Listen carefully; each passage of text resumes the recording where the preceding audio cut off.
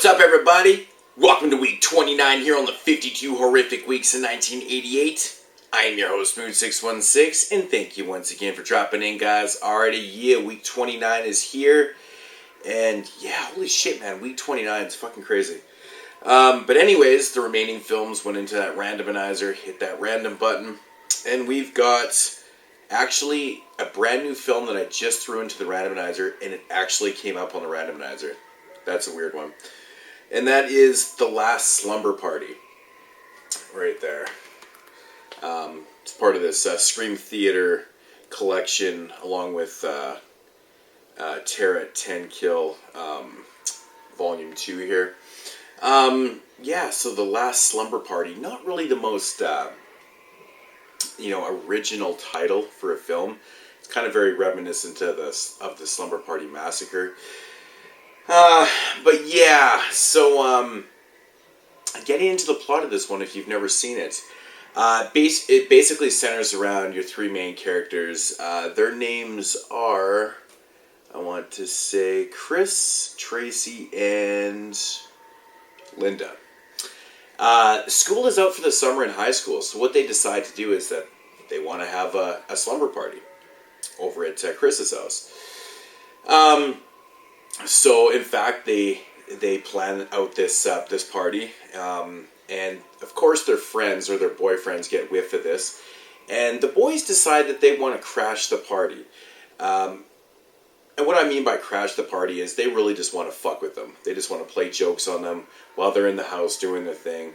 The guys just want to go over there and just basically play games with them. Chris's dad is actually he's a doctor, and what has happened here?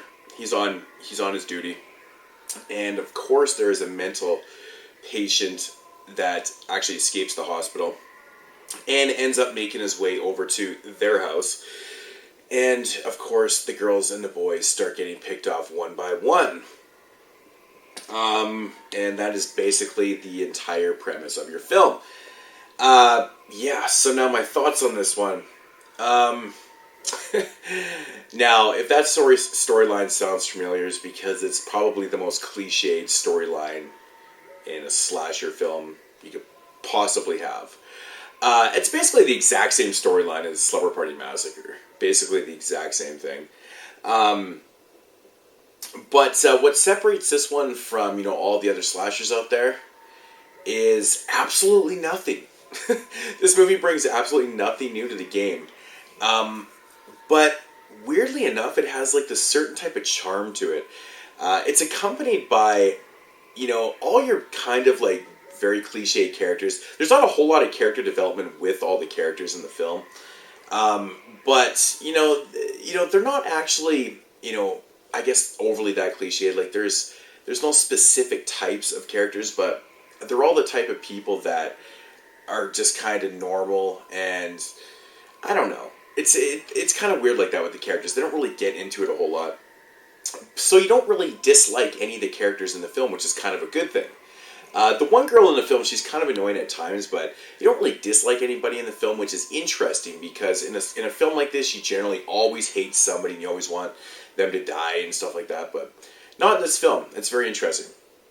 Now, the film is accompanied by a very interesting score. At first, it's kind of like that very kind of cheesy 80s music, and then but most of the soundtrack in this film is actually kind of like 80s metal and stuff, which is kind of cool. Yeah, so, but there's certain elements of this film that are it's just basically bitten from all these type of films, The main storyline is basically Slumber Party Massacre. The killer that escapes the hospital is dressed up exactly like the killer from Hospital Massacre, aka X-Ray. He's basically just dressed in a doctor's gown and mask and stuff, and that's what he's killing these people with. And he's also killing them with a scalpel.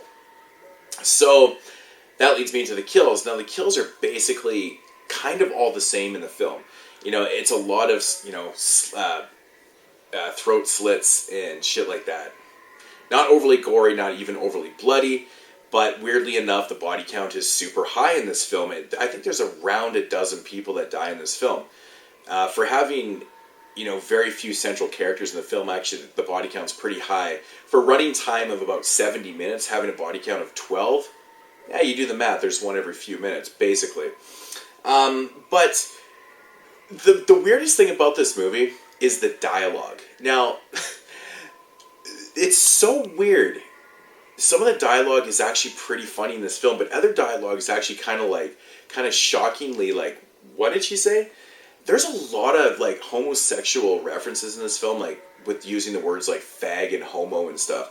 And it's pretty much all out of the girls' mouths. They constantly are calling their boyfriends fags and homos in this film.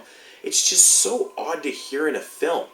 I just thought it was just very awkward at times. They just kept using it. I don't know who wrote the screenplay for this, but it seems just so odd, very odd.